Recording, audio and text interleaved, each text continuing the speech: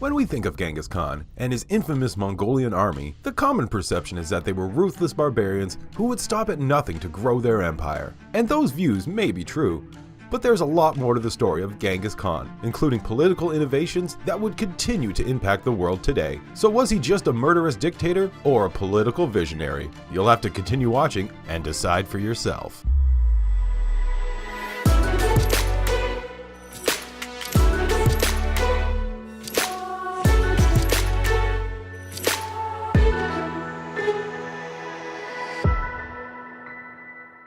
It's no secret that Genghis Khan was an extremely violent leader. The stories of his military conquests live on to this day. It's also no secret that his Mongol army was unprecedented in its efficiency in growing their empire, which became the largest in history. The Mongols weren't big historians, so certain details of their own time and power are unclear. But we do have enough evidence to know that Genghis Khan was a complex individual with equal parts savage murderous tendencies and progressive political tactics. Today on Feed My Curiosity, we're going to look at Genghis Khan's rise to power and examine his lasting legacy in modern culture, both positive and negative. Genghis Khan, as he became known only after becoming leader of the Mongols, was born with the name Temujin around 1162 in a modest clan. It is said that he was born with a blood clot in his hand, which is a sign in Mongolian folklore that he was destined to become a leader. His father was poisoned to death, leaving a leadership void in the clan, which Temujin soon filled after stabbing one of his older brothers to death.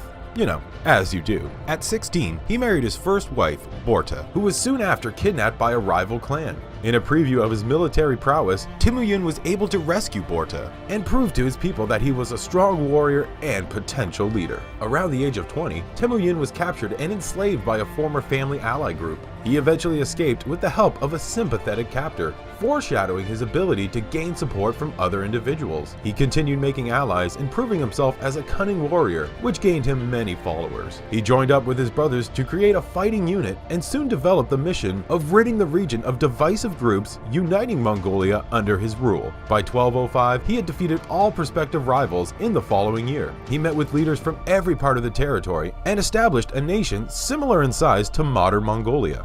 This is when he earned the name Genghis Khan or Genghis Khan, which roughly translates to universal ruler. Over the following 2 decades, before his death, with a unified nation and an army that was rigidly disciplined and well equipped, the Mongol Empire had stretched from their homeland in Mongolia all the way to the Caspian Sea. He died in 1227, likely as a result of injuries sustained in battle, but the expansion of the Mongolian Empire continued after his death. His descendants, Ugude and Kublai, proved to be able conquerors as well, taking parts of Eastern Europe, the Middle East, and China before finally breaking apart in the 14th century.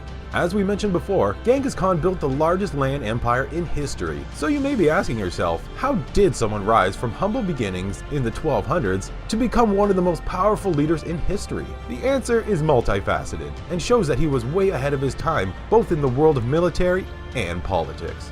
One of his most noteworthy breakthroughs that bolstered his military power was that he promoted fighters and generals based on merit instead of familial relations. It may not sound like a big deal now, but at the time, it flew in the face of long-standing traditions of blood-based succession of leadership. With his meritocracy, Genghis was able to promote the strongest among his people to create the most fearsome military possible. Outside of their unquestioned military force, Genghis Khan and his people were also savvy in the realm of business, perhaps stemming from their nomadic roots. They were traders and helped jumpstart cross-Eurasian commerce, the network of trade routes that connected East Asia to South Europe, known as the Silk Road, had fallen out of favor at the time, but the Mongolians brought it back into use and were able to tax it and keep routes safe. They also upended previous feudal systems of society, often killing off wealthy people in different regions while sparing the peasants, who in turn became loyal supporters. One of Genghis Khan's most progressive traits was that he and the Mongol Empire were surprisingly tolerant of different religions. They recognized that their own shamanistic faith was based on nature spirits from their homeland and that it would be difficult to convert new people from other regions, so they refrained from doing so. The result was that they could find people of many different religions like Islam, Christianity, and Buddhism, all prospering peacefully within the Mongolian Empire. It is characteristics like this that make some historians believe that Mongols were a precursor to modern civilization. With their development of a merit-based society, and military, expansive business sense, and tolerance of religious diversity, it's easy to see how their empire quickly spread throughout the region, garnering millions of supporters along the way. It's also easy to draw connections between this 11th century regime and other nations that would rise up in different parts of the world in the following centuries. We shouldn't forget, though, that during Genghis Khan's time, it was impossible to rise to power without inflicting devastating carnage on one's enemies, and he was certainly no exception. Let's look at some of the less flattering aspects of Genghis Khan's life and rule. There is a quote from Genghis Khan that perhaps best encapsulates his overall worldview. He said, "The greatest happiness is to vanquish your enemies, to chase them before you, to rob them of their wealth, to see those dear to them bathed in tears, to clasp to your bosom their wives and daughters." So yeah, maybe not the nicest guy ever. What made him such an effective leader and conqueror were traits that many nowadays might see as sociopathic. He and his army were brutal in their conquests, as they built their empire, often destroying entire villages. The number of people killed by them is estimated to be in the millions. There are stories of Mongols killing men, women, children, and even pets on their way to taking over villages. In one case, Genghis Khan is said to have ordered all local chiefs to be boiled alive.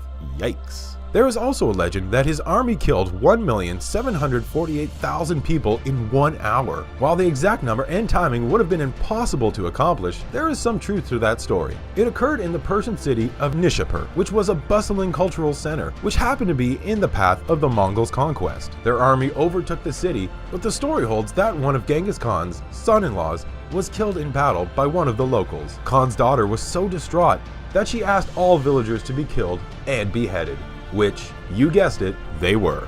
Objective facts about these kinds of stories are difficult to come by, but what is unquestionably clear is that the Mongol army under Genghis Khan was extremely violent. When they would conquer a village, the locals definitely did not want to get on the leader's bad side. What is also known about Genghis Khan is that while he was busy conquering various lands and growing his empire, he was also busy spreading his seed, if you know what I mean. He had many wives and many children throughout his life, to the point that there are an estimated 16 million descendants of the emperor living today. Whether you believe Genghis Khan was a brutally murderous, power-hungry potential sex predator, or a cunning warrior and leader who was way ahead of his time and established many societal norms we see today, depends largely on your own perspective on what is important in a leader, particularly one in the 12th and 13th century Mongolia. The only real truth we can glean from the life of Genghis Khan is that he was an intensely complex individual with some traits that led to the empowerment of millions of people and others that might make you quiver in disgust. What do you think? Let us know in the comments section below. If you've liked what you watched or have any more suggestions, hit like and comment below. And don't forget to hit the subscribe button too. Thanks for watching, and we hope to see you next time on Feed My Curiosity.